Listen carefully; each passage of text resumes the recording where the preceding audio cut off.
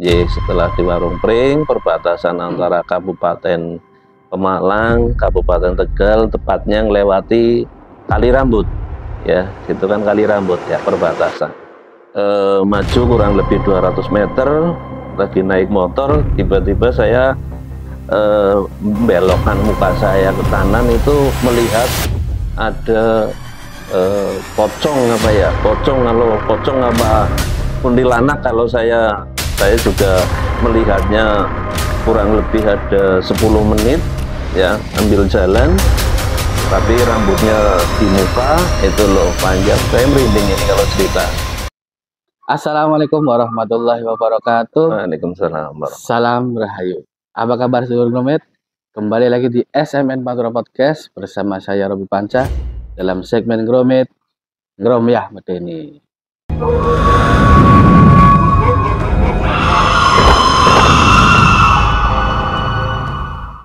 Oke sedulur, seperti biasanya kali ini akan ada narasumber yang akan menceritakan kisah medeninya di sini. Namun sebelum narasumber bercerita tentang kisah medeninya di sini, jangan lupa untuk like, comment, share, dan subscribe. Tidak lupa saya juga ingin mengingatkan, apabila kita bercerita, mendengar, atau membaca, mereka akan tertarik dan ikut mendekat bersama kita. Oke, langsung saja kita sapa narasumber kita kali ini. Assalamualaikum Pak. Waalaikumsalam warahmatullahi wabarakatuh. Siapa ya? Pak Koniman. Pak Koniman ya. Apa kabar Pak? Alhamdulillah sehat. Ini kabarnya Pak Koniman ada kisah-kisah medeni ini yang mau dibagikan kepada seluruh Gromit di sini. Kisah apa ini Pak? Iya, terima kasih atas kesempatan. Sedikit kami menceritakan kisah nyata yang menimpa atau ada pada saya. Ya. Kebetulan saya perjalanan dari Purbalingga menuju Kota Slawi. Karena saya asli kelahiran dari Purbalingga, istri saya orang Tegal tapi tempat di Slawi waktu itu. Dan karena saya usahanya di Purbalingga, kebetulan saya harus pulang, tiap hari pulang. Nah, waktu itu orang tua saya, ibu saya sudah menyampaikan ke saya, "Man, harus balik mengusungi." turun kene baen, baliknya ngesuk baen dari istirahat. Orang mbah, aku tetap balik. Jawaban saya jam 10 kita dari Desa Cipaku, Kecamatan Mrebet, ya, Kabupaten Purbalingga. Saya naik motor sendiri. Itu tahun berapa Pak itu?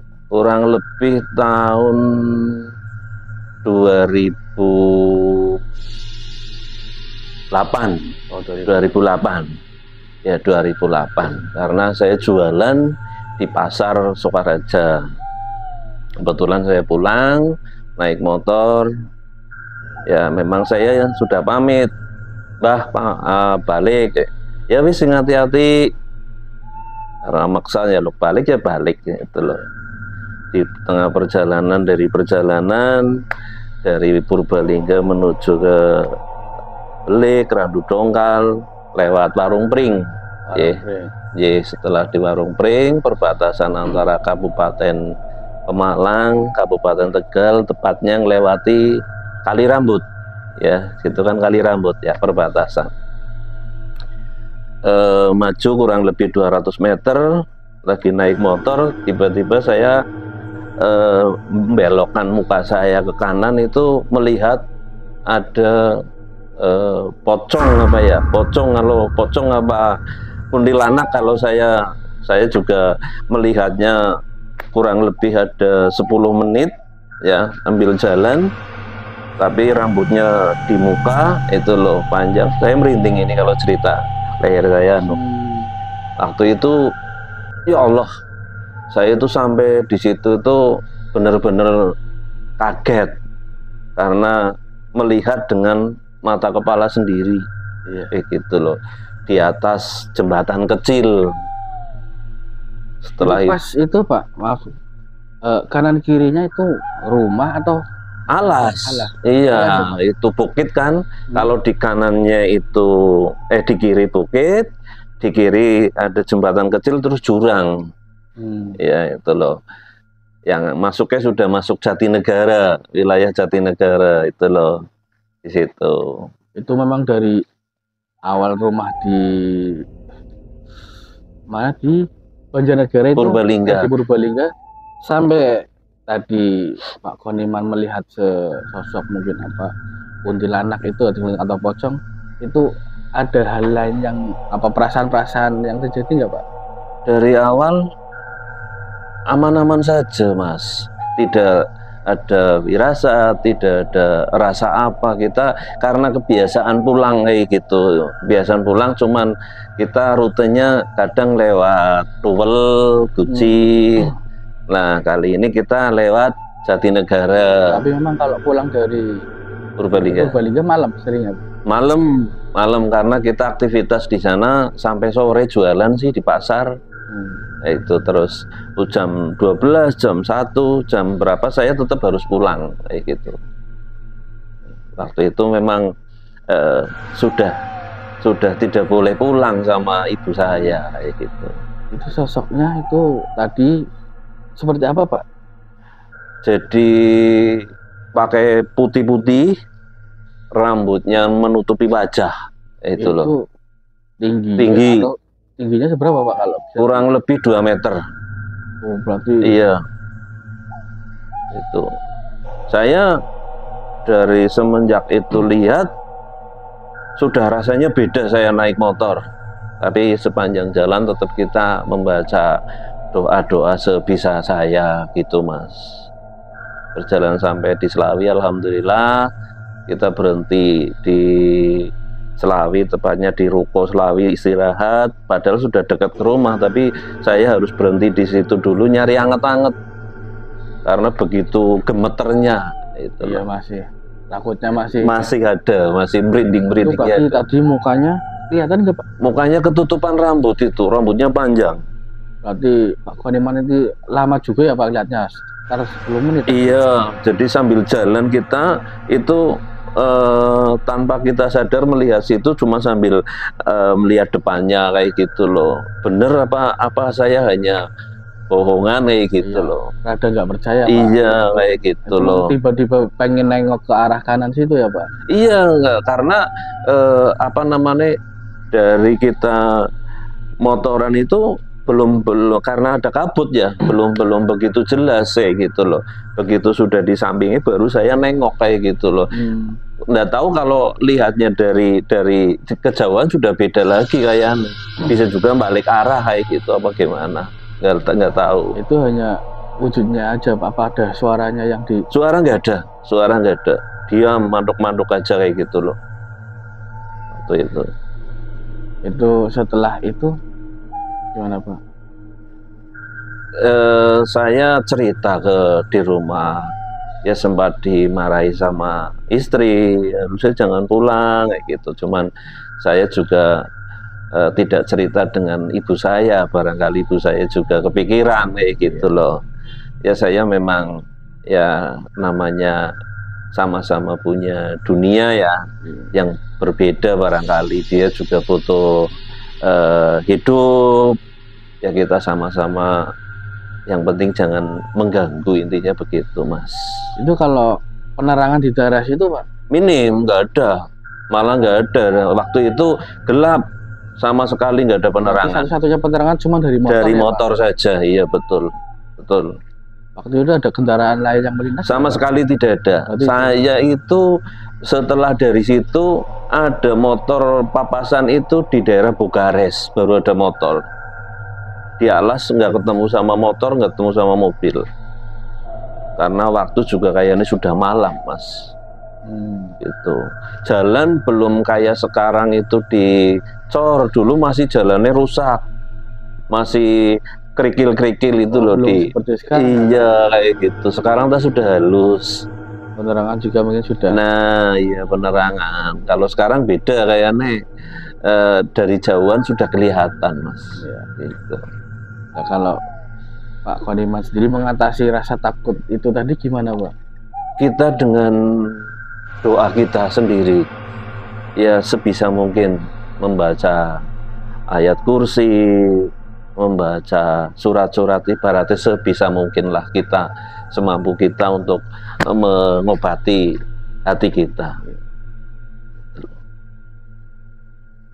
Itu setelah sampai Selawi, apakah sosok itu mengikuti atau enggak, Pak? Kalau bayangan ada, Mas.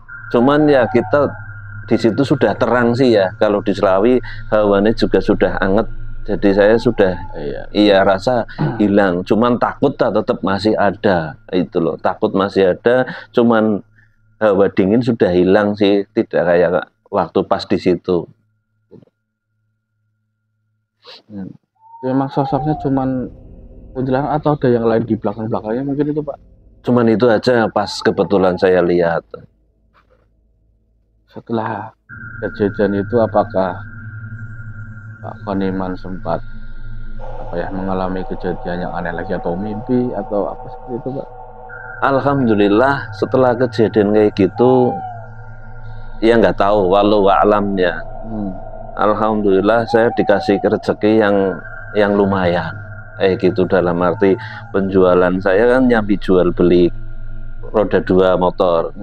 Alhamdulillah di situ kita ketemu, dalam arti rezekinya lancar kayak gitu loh, mengalir begitu, Mas. Karena ya itu nggak tahu itu loh. Ya, Pak Koniman ini monggo disambi ya, dulu ini. Terima kasih. Ini, Pak. Terima kasih. Ini saya minumnya memang tawar. Ya, ini saya juga tawar menawar ini, Pak. Iya, karena saya tidak suka manis karena istri saya sudah manis. Saya juga rada manis nih, Pak, nanti. Ini makanya saya minumnya air putih. Iya. Tuh pas Pak Koniman melihat itu ada perasaan was-was nggak barangkali itu ikut di belakang motor atau bonceng gitu?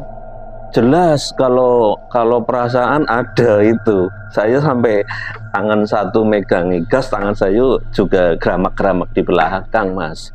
Ada apa enggak di belakang kayak gitu loh. Tapi saya tetap dengan penuh keyakinan saya berdoa begitu, Mas. Was-was itu jelas rasanya kayak apa kayak gitu loh.